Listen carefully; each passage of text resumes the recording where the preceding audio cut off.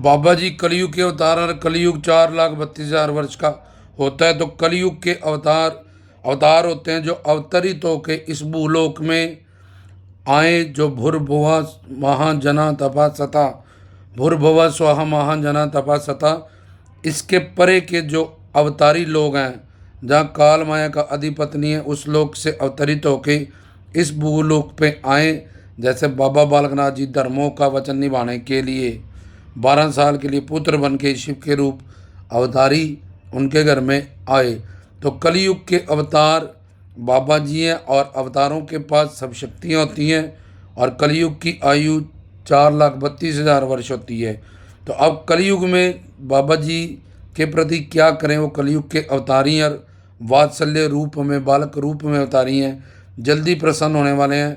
जिस शिव भक्ति के लिए लाखों वर्ष लग जाते थे, जहाँ हजारों वर्ष लग जाते थे, रावण ने 10 सिर चढ़ाए, माँ पार्वती ने इतनी कठोर तपस्या की और शिव को मनाने के लिए कम से कम 4,500-5,000 वर्ष की तपस्या कर करके राक्षसों ने भी उनको प्रसन्न करके वरदान पा लिया। तो इतनी बड़ी भक्ति जब कठोर, जहाँ खटयोग से जिन्होंने उनको प्राप्त भी किया और वर भी पाए, तो वही शिव शक्ति के अवतरित बाबा बालकनाथ जी कलयुग में, कलयुग जीवों के खिलाफ देखते हुए, जहाँ गृहस्थ जीवन में वो कितने ज़्यादा व्यस्त हो चुके हैं, जहाँ काल माया के कारण काम, क्रोध, लोभ, मोह, अहंकार, इच्छा, द्वेष, इसका अधिपत बढ़ने से कलयुग में बाबा जी ने बालक रूप, बाबा बालकनाथ के रूप, शिव शक्ति ने, शिव शंकर जी ने आंशिक रूप अवतार को धारण करके हमारा कल्याण की बात सोच के कि बड़ी आसानी से हमारा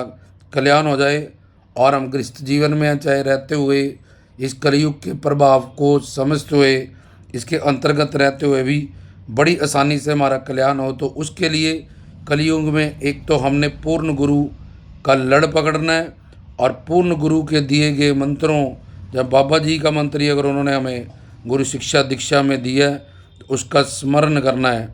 दूसरा, बाबा जी के नाम, गुण, रूप, लीला, धाम और संत, इनका कीर्ति करनी है, कीर्तन करना है।